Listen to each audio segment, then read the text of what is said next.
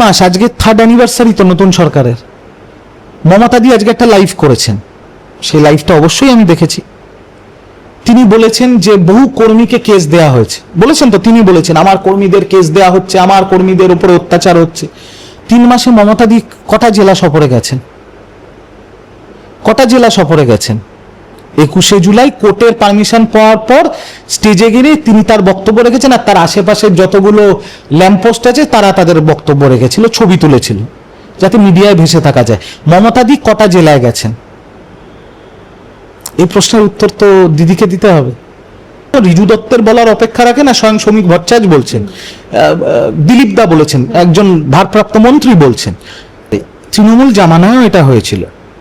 উপরের নেতারা যত না দোষ করতো, নিচের নেতারা বা নিচের লোকাল যেমন কাউন্সিলরের আশেপাশে যে স্যাটেলাইটগুলো বুলেট নিয়ে ঘুরতো, গলায় সোনার চেন পরে, এরা অন্যায়গুলো করতো। ঠিক একইভাবে নতুন যে দল ক্ষমতা এসছে তাদেরও নিচু তলার কিছু কর্মী, যার মধ্যে অধিকাংশ 4 তারিখের পর স্বঘোষিত বিজেপি, তারা ওই পুরনো স্টেপ ফলো করছে। তোলাবাজি, লোককে শাসানো, ধমকানো, কাটমানি খাওয়া, বিচার সভা করছে, টাকা নিচ্ছে, এগুলো তো হচ্ছে। আর এটা তো নুসরাত আর যশকেও ডাকা হয়েছিল। আরে নুসরাত তৃণমূল কংগ্রেসের এমপি ছিল ঠিকই, তার বাইরেও সে তো একটা অভিনেত্রী, সে তো একটা শিল্পী, তার তো একটা শিল্পী সত্তা আছে রে ভাই। সব কিছু এই এখন তৃণমূল হেরে যাওয়ার পরে এই কালীঘাট তৃণমূল বলুন, মমতা তৃণমূল বলুন বা কুণাল তৃণমূল বলুন, যাই বলুন, সেই তৃণমূলের যে এইসব সোশ্যাল মিডিয়ার যে উলু খাগড়াগুলো আছে, এদের কাজই হচ্ছে শুধু লোককে গালাগাল দেওয়ার, এইরকম খিচুড়ি পাকানো।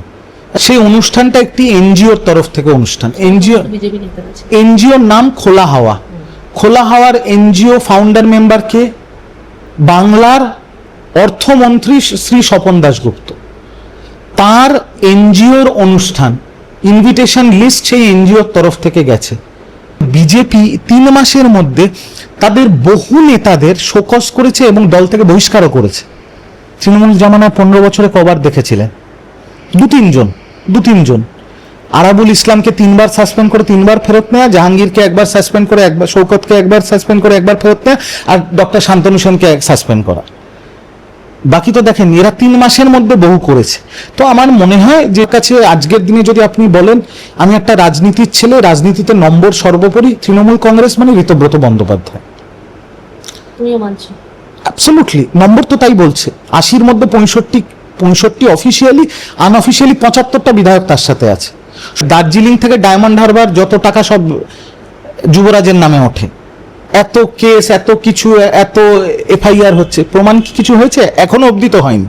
তো ঠিক একইভাবে নতুন সরকারের আমলে অনেক বিধায়কদের উপরে আঙুল উঠছে।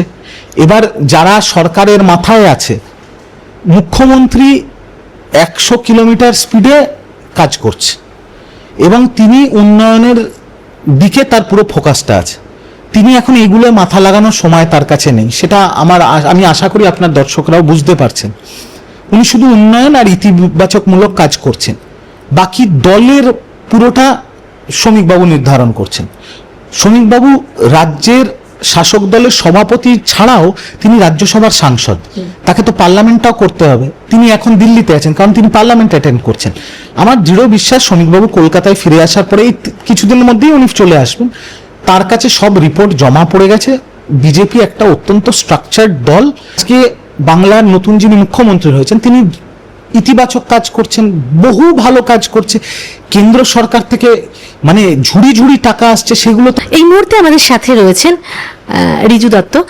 দাদা, প্রথমে যেটা জিজ্ঞেস করবো সেটা হচ্ছে আজকে 4 তারিখ, মানে যে পরিবর্তনটা মানুষ চেয়েছিল এবং ভীষণ আশা ভরসা নিয়ে চেয়েছিল, সেই পরিবর্তনের আজকে 3টে মাস পূর্ণ হলো। কিন্তু এই 3টে মাসে কোথাও গিয়ে নানান রকম কথা তো শোনা যাচ্ছে, যেমন ভালো কাজ করছে তেমন হয়, মানে পক্ষে বিপক্ষে সবাই থাকবে, কিন্তু কোথাও গিয়ে মানুষ যেন একটুখানি হতাশায় ভুগছে বা কোথাও গিয়ে একটু আস্থা হারাচ্ছে। এটা কি মনে হচ্ছে, কেন এটা? দেখুন, একটা কথা বলি, বাংলায় পরিবর্তন হয়েছে 15 বছর বাদে। নতুন একটা সরকার গঠন হয়েছে, নতুন একটা দল ক্ষমতায় এসছে। তাদের চিন্তাধারা, তাদের দূরদর্শিতা, তাদের ভবিষ্যতের ব্যাপারে রূপরেখা পুরোটাই তো আলাদা হবে। তো সেই ব্যাপারটা থিততে তো একটু টাইম লাগবে। আজকে বাংলার নতুন যিনি মুখ্যমন্ত্রী হয়েছেন তিনি ইতিবাচক কাজ করছেন, বহু ভালো কাজ করছে। কেন্দ্র সরকার থেকে মানে ঝুড়ি ঝুড়ি টাকা আসছে, সেগুলো তো মানুষের কাজে ব্যবহার করতে হবে। এবার ধরুন যে ফ্যাক্টরিগুলোর শিলান্যাস হচ্ছে, সেটা তো এরকম ভাবে চুটকি মেরে কালকে তৈরি হবে না। শুভেন্দু বাবু তো আর হ্যারি পটার নয় যে একটা জাদুর ছড়ি ঘোরাবে আর কালকেই কলকাতা লন্ডন হয়ে যাবে। এটা সময় সাপেক্ষ। নিচু স্তরে তৃণমূল জামানায়ও এটা হয়েছিল। উপরের নেতারা যত না দোষ করতো, নিচের নেতারা বা নিচের লোকাল যেমন কাউন্সিলরের আশেপাশে যে স্যাটেলাইটগুলো বুলেট নিয়ে ঘুরতো, গলায় সোনার চেন পরে, এরা অন্যায়গুলো করতো। ঠিক একইভাবে নতুন যে দল ক্ষমতায় এসছে তাদেরও নিচু তলার কিছু কর্মী, যার মধ্যে অধিকাংশ 4 তারিখের পর স্বঘোষিত বিজেপি, তারা ওই পুরনো স্টেপ ফলো করছে।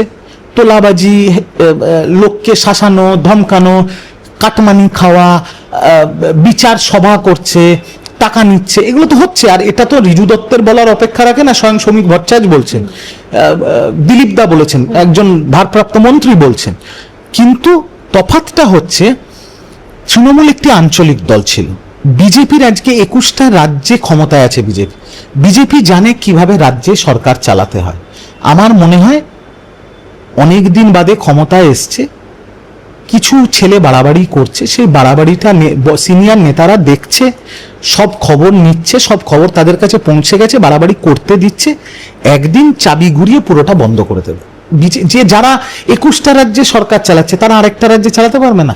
আমার মনে হয় জাস্ট একটা ম্যাটার অফ টাইম, আর কিছু না। সেটাই সবাই ভেবেছিল, যেহেতু সেন্ট্রালে যিনি আছেন মানে ডবল সরকার ইঞ্জিন, অনেকে তো ভেবেছিল আগে যেটা হচ্ছিল যে সেন্ট্রালের সঙ্গে মতবিরোধ থাকতো, সেই সুযোগ সুবিধা পাওয়া যেত না, এবং ডবল ইঞ্জিন সরকার হওয়াতে সেই সুযোগ সুবিধা সবাই ভেবেছিল পাবে, এবং সেটা তো কিছু কিছু হচ্ছে। কিন্তু যেটা আপনি বললে যে ছড়ি ঘোরালেই হবে না, কিন্তু অনেক এমএলএর কথাও তো শোনা যাচ্ছে যে তোলাবাজির মধ্যে রয়েছে। দেখুন, যাদের তারা সত্যি 4 তারিখের পর তারাই করছে না। দেখুন, কে করছে না করছে সেটা অ্যাজাম্পশন, আপনারও অ্যাজাম্পশন, আমারও অ্যাজাম্পশন।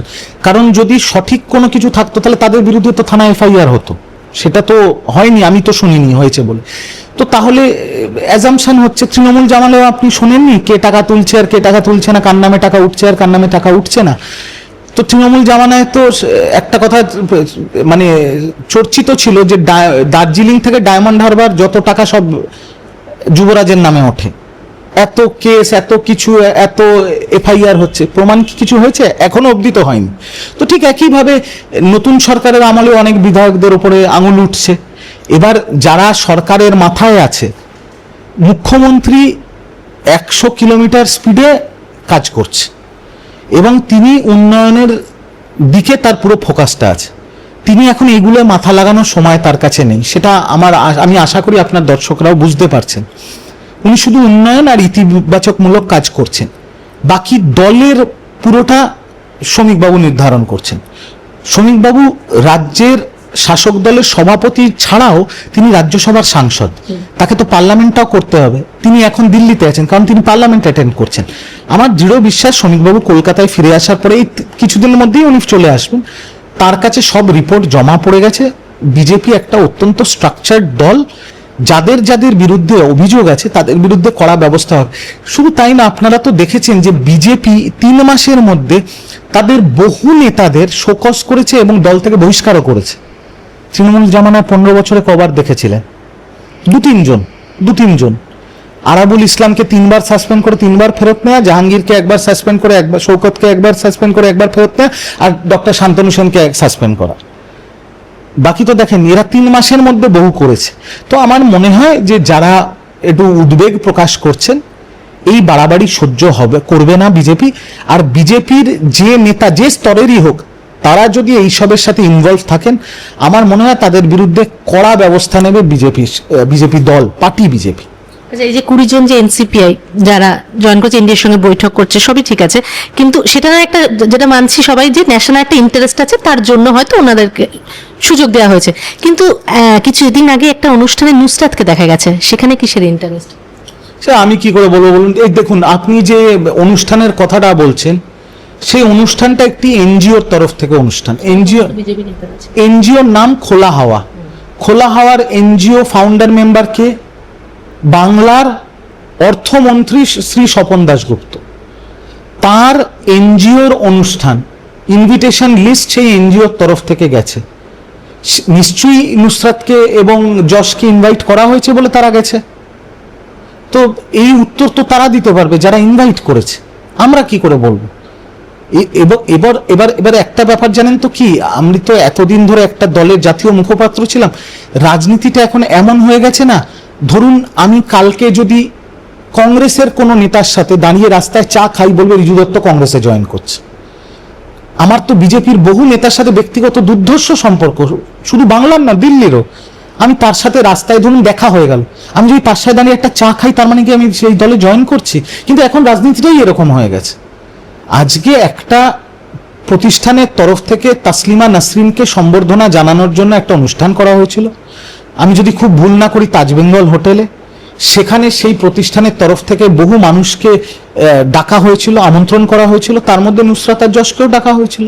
আরে নুসরাত তৃণমূল কংগ্রেসের এমপি ছিল ঠিকই, তার বাইরেও সে তো একটা অভিনেত্রী, সে তো একটা শিল্পী, তার তো একটা শিল্পী সত্তা আছে রে ভাই। সব কিছু এই এখন তৃণমূল হেরে যাওয়ার পরে এই কালীঘাট তৃণমূল বলুন, মমতা তৃণমূল বলুন বা কুণাল তৃণমূল বলুন, যাই বলুন, সেই তৃণমূলের যে এইসব সোশ্যাল মিডিয়ার যে উলু খাগড়াগুলো আছে, এদের কাজই হচ্ছে শুধু লোককে গালাগাল দেওয়ার, এইরকম খিচুড়ি পাকানো। আসলে কমন সেন্সের অভাব তো খুব, রাজনীতিটা কেউ করেনি। আর এখন হেরে যাওয়ার পরে ঘর ফাঁকা হয়ে গেছে। যারা আগে 7টা ব্যারিকেডের পেছনে দাঁড়িয়ে থাকতো, তারা এখন মুখ্যমন্ত্রীর বাড়িতে ঢুকে লাইভ করছে। তো তাহলে যা হওয়ার সেটাই হচ্ছে প্রাক্তন মুখ্যমন্ত্রীর বাড়িতে। আচ্ছা, কখনো ভেবেছিলে মদন মিত্র সরে যাবে? কখনো কেউ ভেবেছিল যে, আমার পরিবারের লোক কোনোদিন ভেবেছিল যে রিজু দত্তর বাড়ির ওপর যখন হামলা হবে অভিষেক ব্যানার্জি ফোন তুলবে না? সে তো আমার লিডার ছিল। তো লিডারের কাজ কি? 3 মাস, আজকে 3rd অ্যানিভার্সারি তো নতুন সরকারের। মমতা দি আজকে একটা লাইভ করেছেন, সেই লাইভটা অবশ্যই আমি দেখেছি। তিনি বলেছেন যে বহু কর্মীকে কেস দেয়া হয়েছে, বলেছেন তো, তিনি বলেছেন আমার কর্মীদের কেস দেয়া হচ্ছে, আমার কর্মীদের উপরে অত্যাচার হচ্ছে। 3 মাসে মমতা দি কটা জেলা সফরে গেছেন? কটা জেলা সফরে গেছেন? 21শে জুলাই কোর্টের পারমিশন পাওয়ার পর স্টেজে গিয়ে তিনি তার বক্তব্য রেখেছেন, আর তার আশেপাশের যতগুলো ল্যাম্পপোস্ট আছে তারা তাদের বক্তব্য রেখেছিল, ছবি তুলেছিল যাতে মিডিয়ায় ভেসে থাকা যায়। মমতা দি কটা জেলায় গেছেন? এই প্রশ্নের উত্তর তো দিদিকে দিতে হবে। মমতা দি যদি আজকে বলেন যে আমি জেলা সফরে যাব, হয়তো পুলিশ তাকে পারমিশন দেবে না, কোর্টের দরজা তো খোলা আছে, কোর্টই তো পারমিশন দিয়েছিল 21শে জুলাই। তো শুধু আসলে দেখুন, আমরাই একটা সময় বলতাম যে সিপিএম শূন্য, এরপরে মহাশূন্যে চলে যাবে, শুধু ফেসবুকে আছে। আর এখন কি মানে জনতার দরবারে এমন সাজা পেয়েছে যে এখন মমতা দি নিজে ফেসবুকে, আর তৃণমূল দলটা মহাশূন্যে চলে গেছে। এটা বলাটা আমার অন্যায় হবে। দেখুন, আমার কাছে আজকের দিনে যদি আপনি বলেন, আমি একটা রাজনীতির ছেলে, রাজনীতিতে নম্বর সর্বোপরি, তৃণমূল কংগ্রেস মানে ঋতব্রত বন্দ্যোপাধ্যায়। তুমিও মানছো? অ্যাবসলিউটলি, নম্বর তো তাই বলছে। 80-র মধ্যে 65 অফিসিয়ালি, আনঅফিসিয়ালি 75টা বিধায়ক তার সাথে আছে। শুধু তাই নয়, সংবিধানের 10th শিডিউলে যে অ্যান্টি ডিফেকশন লর কথা বলে, সেই অ্যান্টি ডিফেকশন ল অনুযায়ী কাউন্সিলর থেকে শুরু করে জেলা সভাপতি থেকে শুরু করে বিভিন্ন স্তরের যে পদাধিকার, সেটা যুব হোক, ছাত্র হোক, আইএনটিটিউসি হোক, মহিলা হোক, সবাই তো ঋতদার সাথেই আছে। কুণালবাবু বলেছে ওরাও নাকি চলে আসবে কালীঘাট তৃণমূলে। কতবার কুণালবাবু অনেক কথাই বলেন। আমি তো কুণালবাবুকে বলছি একটা কথা, মানে কুণালবাবুকে বলছি না, আমি আপনার দর্শকদের, উনি অনেক বড় নেতা, ওনাকে আমি কি আর বলবো, আপনার দর্শকদের বলছি, এনসিপিআই থেকে একটা সাংসদও তৃণমূলের কাছে ফিরবে না। নাম্বার 1। 2জন সাংসদ যারা মুর্শিদাবাদের সাংসদ, আবু তাহের খান আর খালিলুর রহমান, যেহেতু তারা যে অঞ্চলের, যে এলাকার সাংসদ, সেখানে অধিকাংশই সংখ্যালঘু, তাদের একটু লোকাল অসুবিধা হচ্ছে, সেই জন্য তারা একটু এদিক ওদিক করছে। বাট এছাড়া কেউ মমতাদির কাছে ফিরবে না, একটা বিধায়কও ফিরবে না। উল্টে মমতাদির সাথে যে সাংসদ, যে বিধায়করা এখনো আছেন আশেপাশে, দেখা যায় আপনারা যখন যান বাড়ির থেকে বেরো, একটু বাইট ফাইট দেয়, তারা কতদিন থাকে দেখুন।